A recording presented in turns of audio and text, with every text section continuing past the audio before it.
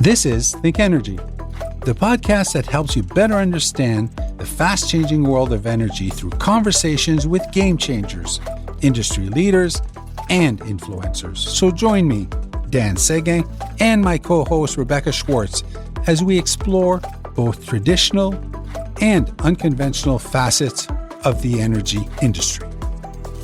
Hey everyone, welcome back. Today we're going to talk all things energy storage in Canada. We're welcoming back a guest we had on the show in 2020 to see what are some of the recent developments and insights in the energy storage industry that have occurred since our last discussion. Well, when I think of energy storage, I immediately think of batteries, like Duracell, the Energizer Bunny, or even the battery pack in our cell phones, and mine that dies way too often. Honestly, it's pretty cool how we can just carry around these little capsules of energy anywhere we need or want. It's actually a good comparison, but instead of charging your smartphone or powering your flashlight, energy storage is being leveraged on a whole other scale that could hold the key to many of our environmental and energy goals. According to Urban Insight, energy storage has been identified as the key to climate change mitigation, but globally, only 3 to 4% of electricity generated by utilities is being stored. They estimate that to limit global warming to below 2 Celsius, energy storage capacity needs to triple overall by 2050. Recently, an article was published by Energy Storage Canada about our country's evolving electricity grid and how energy storage and distributed energy resources are putting increasing expectations on our electricity grid to be more adaptable. Power grids, by their very nature, are designed for the fluctuation in electricity demand throughout the day by increasing and decreasing supply when necessary. Energy storage could offset peak electricity consumption periods like in the afternoon and in early evening when people are returning from work or school. Not to mention our hot and humid summer days when everyone is running their air conditioning units. Storing energy and integrating it when it's needed into the system would prevent more expensive and potentially emission-heavy infrastructure from being built. So, here's today's big question. What are ways countries like Canada can speed up its storage capacity to suit its demand? And are we on track to make it happen in time? Energy Storage Canada is the national voice for the energy storage industry. They are the only association that's dedicated to advancing energy storage in the country. Justin Rangooni, the Executive Director at Energy Storage Canada, is here to talk about how Canada is and isn't charging up the energy storage revolution. Nice to have you back, Justin. Let's dive in because I'm anxious to chat with you about what has changed within the energy storage industry here in Canada since we last spoke back in November 2020. So let's kick this off with this question. What's been the most significant change in your industry since we last spoke in 2020? Thanks for the question. Great to be back. 2 years felt like not even that long ago. So it's really good to chat again. So a lot has happened since we last chatted. So I think when we last spoke, it was all about talking about how at Energy Storage Canada, we are trying to talk with decision makers in Ontario and the rest of Canada about the benefits that energy storage can provide to the system. Reliability, affordability, what have you, and all the various services that energy storage can provide. So it's a matter of really educating decision makers. So fast forward 2 years to today, it's more now what's really changed is that the decision makers have now recognized that. And now as they're doing their system planning, and we'll focus in on Ontario specifically, is as they're talking about system planning and what is going to meet capacity needs, what's going to be used for any decarbonization efforts, energy storage is part of that conversation. It's part of that calculus. And this is exactly what we wanted to see. And that's what's really changed. It's now part of that calculus in terms of what's going to happen next. How important is energy storage in supporting wide-scale deployment of renewable energy resources so that Canada can meet its net zero goals?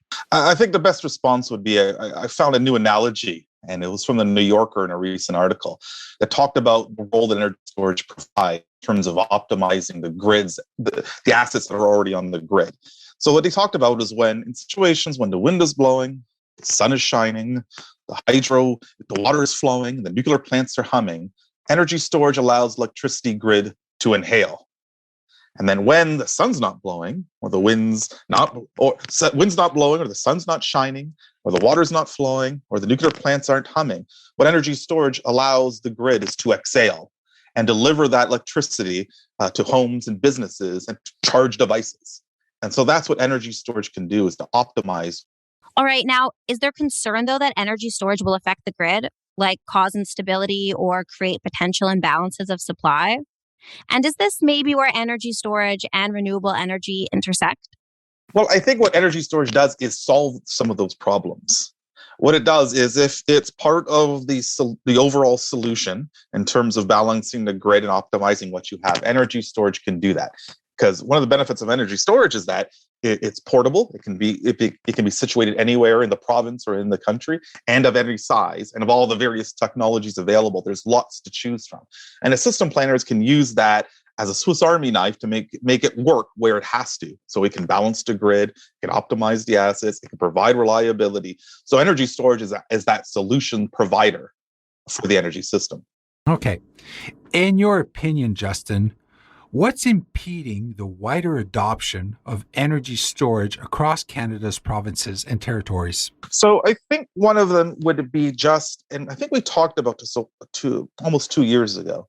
It's just a matter of, for some systems, operators and governments in certain jurisdictions now, in terms of changing their mindset away from traditional generation, traditional poles and wires, to see what energy storage and other DER types or non-wire solutions can provide to the system. Credit to Ontario and Alberta, and we're seeing this a bit in Nova Scotia, and obviously in Quebec. They're understanding the role now that energy storage and other non-wires alternatives can provide. So they're developing roadmaps, they're reducing regulatory barriers, and they're creating the market mechanisms to really enable energy storage. And I think other provinces across the country who are a little bit behind will start to follow suit as well. Okay, another question here.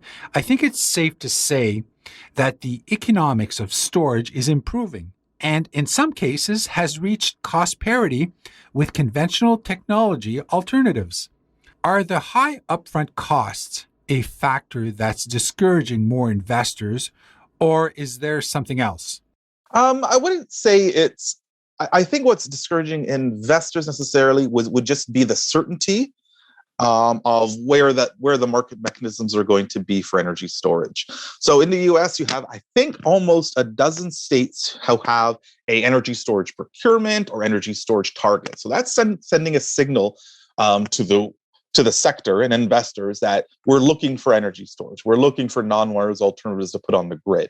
I think that's the biggest thing that others are looking for in Canada is, where's that certainty? Where's the path forward for energy storage in the country? So I think in Ontario, we're starting to see that with their capacity needs that are coming up. People are looking at it and saying, okay, energy storage can definitely fill that role. So they're seeing the interest in that. So you're seeing a lot more interest in Ontario for the role of energy storage.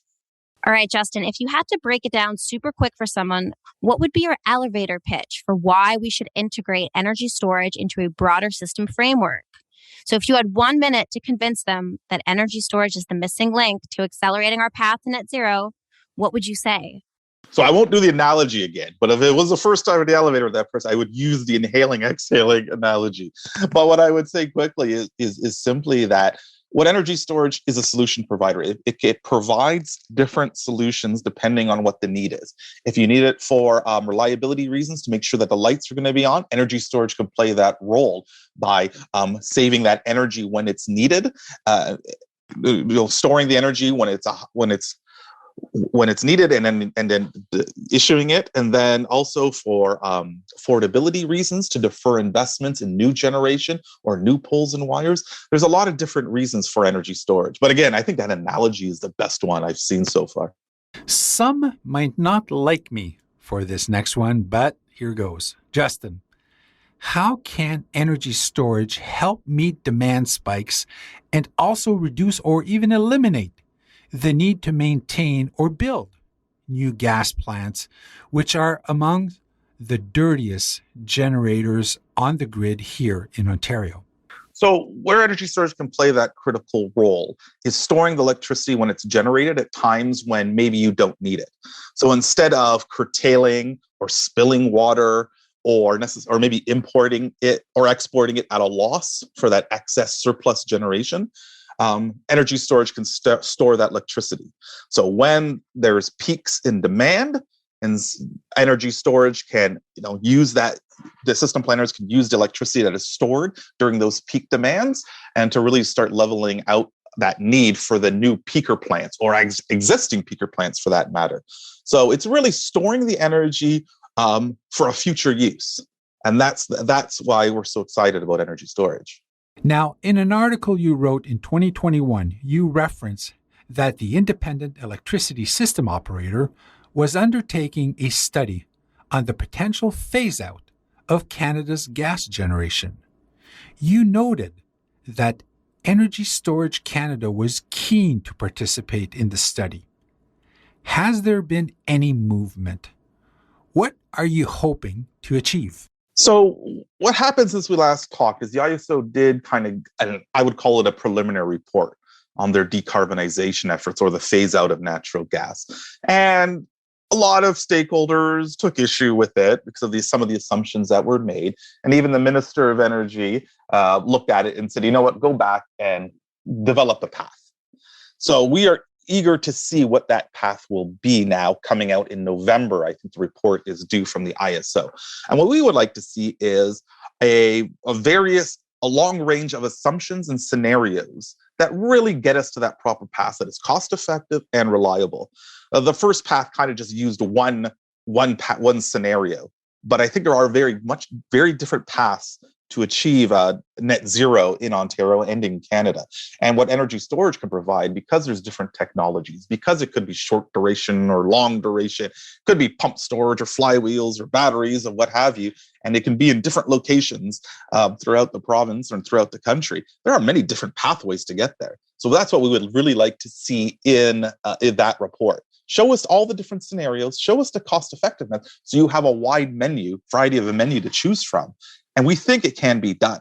In fact, Energy Storage Canada will be working on a report right now that will be done later this year with regards to how much energy storage will be required in Canada to achieve net zero by 2035, at the federal government target.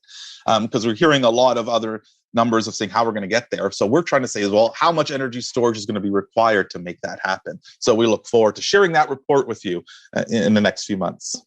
All right, Justin, are you seeing policy or regulatory movement at the municipal, provincial, or federal level to help facilitate energy storage into future plans? And could you talk a bit to what's encouraging you and maybe touch a little on what's discouraging you? So I would say encouraging is the examples set out in Ontario and Alberta. They took a concerted effort, credit to the Alberta system operator and credit to the Ontario's IESO for developing a roadmap to say, okay, we know energy storage is coming, so what do we have to do to get our house in order with market rules, with regulatory rules, with system tool upgrades? So they've really set out a nice path. Obviously, maybe discouraging, we would say in Ontario is, okay, maybe you can get a little faster in terms of really that opportunity of value stacking, all the values that energy storage can provide. We'd probably want to see that timeline accelerate a little bit, but at least it's out there. We hope that this could serve as a good signpost for other provinces to follow. And we're seeing that hopefully in Nova Scotia, and hopefully maybe we'll see that in Saskatchewan and New Brunswick, what have you, trying to say, what is that roadmap to really enabling energy storage? Because we know it's coming. Now, let's tackle a touchy subject, cost. How does energy storage protect provinces, cities, utilities, and customers against rising demand and energy costs. So I would probably hark back to our report that we did in the summer of 2020 by Power Advisory for Ontario. We looked at it and said, well, if there were at least 1,000 megawatts of energy storage on the grid, what would be the impact to ratepayers? And what the Power Advisory report concluded was with at least 1,000 megawatts of energy storage on the grid, it would save ratepayers approximately $2 billion over the next decade. And what they looked at was ways that it was saving ratepayers money. It was deferring traditional poles and wires investments. Maybe they don't have to be made right now. You could defer some of those. Avoidance or deferral of new power generation, which is costly. So it's those mainly too. And again, it's also price perhaps arbitrage too, where we're seeing with some larger commercial and industrial customers who have behind the meter storage installed and are avoiding the high demand times by using the energy storage that is stored behind the meter to save on cost as well. So that's where we're looking at what energy storage can provide in terms of affordability issues. And as you mentioned before, the costs of energy storage are going down. If we're talking about batteries, we're seeing a continued decline, and forecasts are showing a decline continuing for the rest of the decade. But again, as with other technologies of energy storage technology, it's all a matter of where do you want to use it and what benefit it's providing. Justin, is it fair to say that most renewable energy, like wind and solar, may require daily energy storage to maximize their benefits and secure against seasonal shortfalls in Canada when the wind doesn't blow as much, like in the summer, and the sun doesn't shine as much, like in the winter? So yes, I think energy storage could definitely optimize that variable renewable generation. And depending on what the technology you're looking at, it could even be done, hourly too, if you have certain batteries that are co-located or very close to the wind and solar assets as well. And again, energy storage also provides that benefit to all forms of generation. It's a matter of storing what's on the grid and the system operators using the tool that energy storage provides to say, well, we don't need all this power that all our generation assets are producing, so we're going to utilize these energy storage resources we have to store that excess energy and then to release it when it's required. So again, why we're so excited about energy storage, because we're not just talking about batteries. There's batteries, there's pump storage, there's flywheels, there's compressed air, there's thermal storage. There's a lot of possibilities, and they all can play a critical role in optimizing wind and solar assets and hydro and nuclear assets as well. Now, I have a follow-up question for you, Justin. What's your prediction based on the current trajectory on how much of all energy used in Canada's 2050 future could be stored at any given time? And why is that important?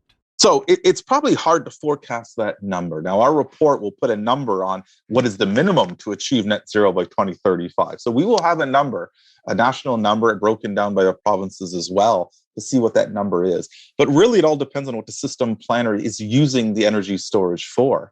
Now, you could have big energy storage projects that could be in the almost 1,000 megawatts, all the way down to smaller energy storage projects where they're in the single-digit megawatts or less. So it really depends on what the system planner wants to utilize those energy storage projects for. So it's really tough to tell. I think an example would be right now in California, they have about 3,000 megawatts of grid scale connected storage. Their peak demand is almost 30,000. So 10% in California right now is energy storage meeting that peak demand, and that's only growing. So again, I think it all depends on what the system planner is looking and the jurisdiction and a lot of factors. But as we're seeing in California, energy storage is playing an increasing critical role to meeting energy needs. Okay, so we've talked a lot about the many applications for energy storage beyond just cost reduction. And I'll go ahead to name a few just now. So we've talked about battery storage increasing capacity, improving reliability, supporting renewable integration, and deferring transmission upgrades. So because of its versatility and its ability, battery storage, some might say, it could be the true Swiss Army knife of grid solutions. What would you tell our audience is the best feature of battery storage? Or maybe what's its most impressive secret feature that others aren't aware of? That's a great question. So I'm going to do my little public service announcement, and I do this with a lot of decision makers too, and others. When we talk about energy storage, we should talk about more than just batteries. I know it's easy just to say battery storage, and a lot of people do that, and it's understandable. But again, there's a lot of different energy storage technologies. Energy Storage Canada, we're technology agnostic, so we represent batteries and all the different chemistries of battery, not just lithium. There's zinc and there's other chemistries. We also talk about pump storage and flywheels and thermal storage, mechanical storage. What name you? There's a lot of different energy storage technologies coming. So maybe that's part of the secret. Is that when we talk about energy storage, is that there's so many different technologies there that can be used of different sizes, of different characteristics. And one thing I would say, a bit of a secret, probably not as a secret, but just something we should all remember is the portability of energy storage. This could be put anywhere, depending on the technology. It doesn't have to necessarily be in a certain part of the province or the country that has a good natural resource. It could be put anywhere that the system planner leads it. So as we're talking about even utilities, on the distribution side, they'll look at their distribution network and say, well, where can energy storage work here? And then obviously the ISO is looking at it from the grander, the provincial scale and saying, well, where does it make sense? And so that's probably the best kept secret of energy storage, and it could be put anywhere. Having gone through 2 years of pandemic, what has been the impact of this pandemic on the energy storage industry? Have there been opportunities that perhaps you weren't aware of before? That's an interesting topic. I think obviously the pandemic has been tough on all sectors with supply chain issues, so that energy storage is no different from what we're seeing in other jurisdictions as well. But what I think it has allowed system operators and governments to do is to think of other ways how to decarbonize, how to provide reliability service, how to make the system more affordable, and has allowed them to start thinking a bit more innovative solutions like energy storage and other non-wires alternatives. So the pandemic has allowed that opportunity for more positive thinking, and we're starting to see that in Ontario and throughout Canada. All right. We would love to hear your thoughts on vehicle to grid and vehicle to building systems. And if you think that they'll become mainstream when regulatory barriers are lifted. So with that one, I think we work with some great partners like Plug and Drive and others. And there's a few of our members like Peak Power who are very interested in the vehicle to grid initiative.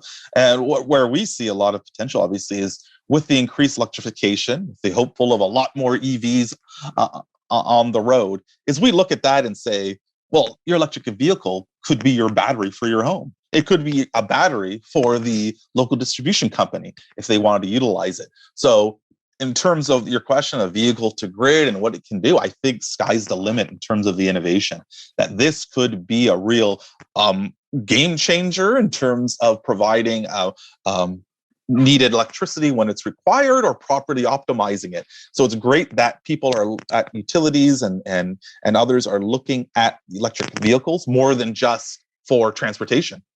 It could also power your home. It could help power the distribution network. It's really exciting, the possibilities. Okay, here's a bonus round question for customers. What's something you want the average electricity customer or homeowner to know about energy storage? Is there a place for them at the table for them to adopt this tech and help reduce climate change or their own emissions now? What are your recommendations? Great follow-up to the last question. I think the short-term answer to that one is to look to electric vehicles.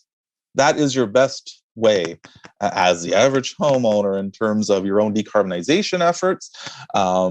Really is to get that electric vehicle. And again, with vehicle to grid, there could be a lot of possibilities that can even more decarbonizing the grid as well. So I would say to the average homeowner, the car battery, the electric vehicle can be a storage device for you, can be a storage device for your utility, a lot of possibilities. So that I would say. And then maybe further on in a few more years' time, I think you could start seeing some residential energy storage devices in the home as well. Again, playing with the the electric vehicle you have in the car, or maybe you have some solar panels on your roof, or again, the utility is seeing that the residential energy storage is a great tool for the utility to use.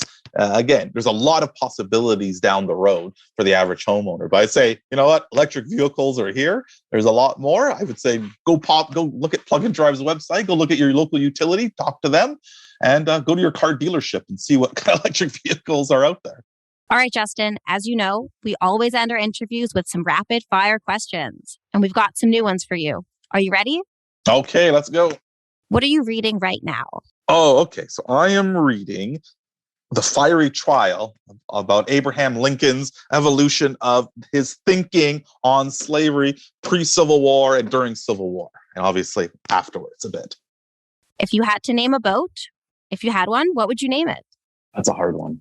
The only thing that comes to my mind is Bodie McBoatface. That's all that's it. Who is someone that you admire? So I should say my parents, but I know I'm talking to Hydro Ottawa. So my answer will be Bryce Conrad. What's the closest thing to real magic that you've witnessed? Ooh, I would say the Toronto Raptors winning the NBA championship. I didn't think that would have happened in my lifetime. So it was really magical to see. And hopefully we can see it again. What's been the biggest challenge to you personally since the pandemic began? Oh, the bandwidth with the kids when they were home, with the spouse being home and working. Yeah, it was the bandwidth. That was a challenge. Okay, we've all been watching a lot more Netflix and TV lately. What's your favorite show or movie right now? Oh, I think we watch Superstore and The Office on Netflix in a perpetual loop. It's a nice comfort watch. Lastly, what's exciting you about your industry right now? Well, that's a great question to wrap it up on, because I think this is an exciting sector to be in. I think we're catching the wave right now on some really big possibilities and opportunities for the sector. Because where energy storage can provide that value on the utility scale through to the distribution side, to behind the meter, to the residential, I think energy storage is really starting to take off and really becoming seen as a mainstream resource and a tool in Canada's electricity system. So that's what's really exciting, and really excited to see what the rest of the decade is going to bring for energy storage. Well, Justin, this is it. We've reached the end of another episode of the ThinkEnergy podcast. If your listeners want to learn more about you and your organization, how can they connect?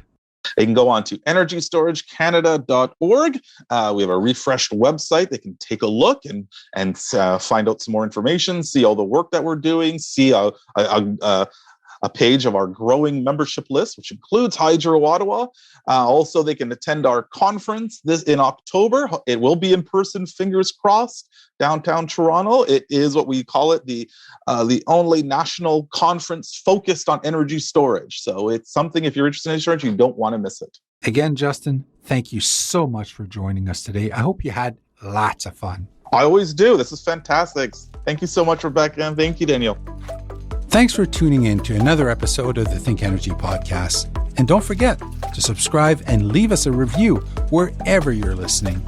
And to find out more about today's guests or previous episodes, visit thinkenergypodcast.com. I hope you'll join us again next time as we spark even more conversations about the energy of tomorrow.